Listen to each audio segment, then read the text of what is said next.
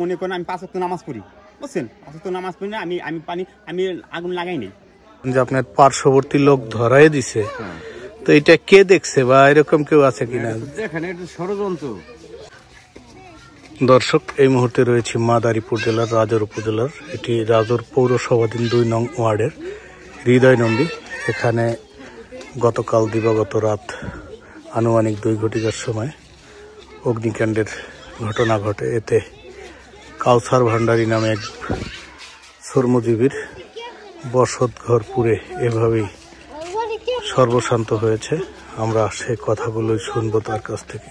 কিভাবে অগ্নিকাণ্ডের ঘটনা ঘটলো এবং আপনি কোথায় ছিলেন? কি নাম? রফিক খান। তার সাথে আপনার শত্রুতা কি? হ্যাঁ,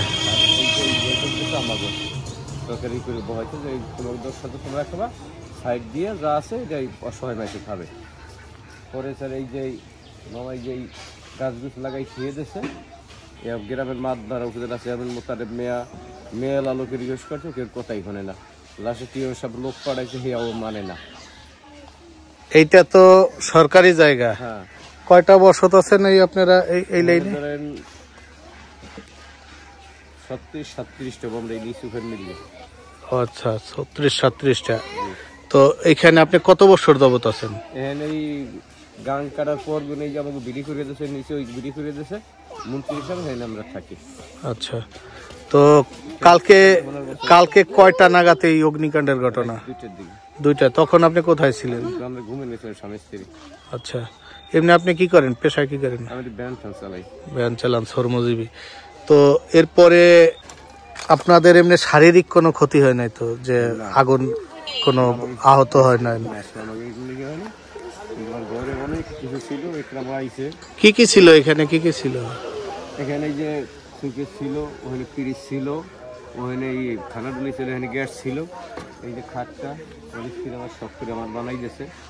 আর 1,80,000 টাকা ছিল বিছনের তলে।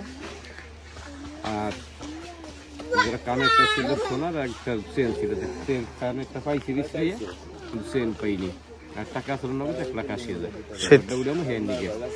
আচ্ছা, তো এই যে আপনি যে কথা বললেন যে পাশের বাড়ির ওনাদের সাথে আপনার দ্বন্দ্ব, এটা কি সবাই জানে এই ঘটনা? গ্রামে চেয়ারম্যান এই মোতাবেক রাহিম কমিশনার উজিরও জানে, উজিরও কয়েকবার কইছি। উজির কেন উলমাদবার ফোন দেখো, আমি জামানে কয়েকবার উজিরে কইছি, বা উলমাদবার তারা ফোনও দেয় না, মানে সালিশ করতে তো গাছ কাটিয়ে দেয় আর 2-3 জায়গা ছাড়িয়ে দেয়, সেও ছাড়ে না।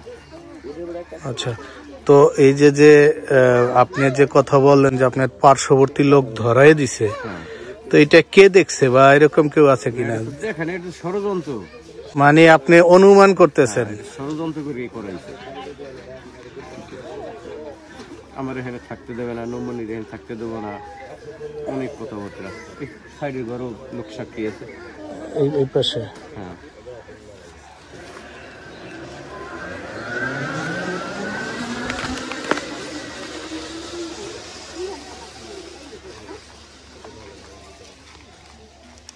এই পাশের প্লট, এই যে সামনে কাউসার শেখ ওরফে কাউসার ভান্ডারী, এর বসত ঘরে তো আগুন লাগছে গতকাল দিবাগত রাতে। তো এ ব্যাপারে উনি কিন্তু অভিযুক্ত করছে আপনাকে। আপনার নাম কি? রফিক খান। বাবার নাম রতন খান। তো আপনাকে অভিযুক্ত করছে, আসলে ব্যাপারটা কি একটু বলেন? ব্যাপারটা কি, মনে করেন প্রায় 2:15 আগুন লাগছে, বুঝছেন? আগুন লাগে আমরা দৌড়েছি, দৌড়ে দিয়ে মনে করেন পানি পুনি দিছি, বুঝছেন? পানি পুনি দিয়ে মনে করেন আমি 5 ওয়াক্ত নামাজ পড়ি, বুঝছেন? 5 ওয়াক্ত নামাজ পড়ি না, আমি আগুন লাগাই নাই, বুঝছেন? আমি পানি না, 5 ওয়াক্ত নামাজ পড়ি, আল্লাহ একদিন উপরে আছে, বুঝছেন? আল্লাহ দেখতে, ঠিক আছে? পরে পানি দিয়ে নিবেছি, সকালবেলা কয়েকটি রফিক দিছি পানি, এই আগুন লাগাই দিছে রফিক। মানে এর সাথে আপনার কোনো সম্পৃক্ততা নাই? না না। কি নাম আপনার? পেশায় কি করেন আপনি? এছাড়া আপনি কি আনসারে কাজ করেন না? তো আপনার বাড়ি কোথায়? এই পাশেই। তো এই যে কাউসার শেখের এই যে বসত ঘরে আগুন লাগছে, কিভাবে এটা জানেন কিছু? জানা বলতে কি, এই জায়গা নিয়ে দ্বন্দ্ব আচ্ছা, অনেক দিন ধরে। গতকালকে একটা সালিশ হয়ে গেছে।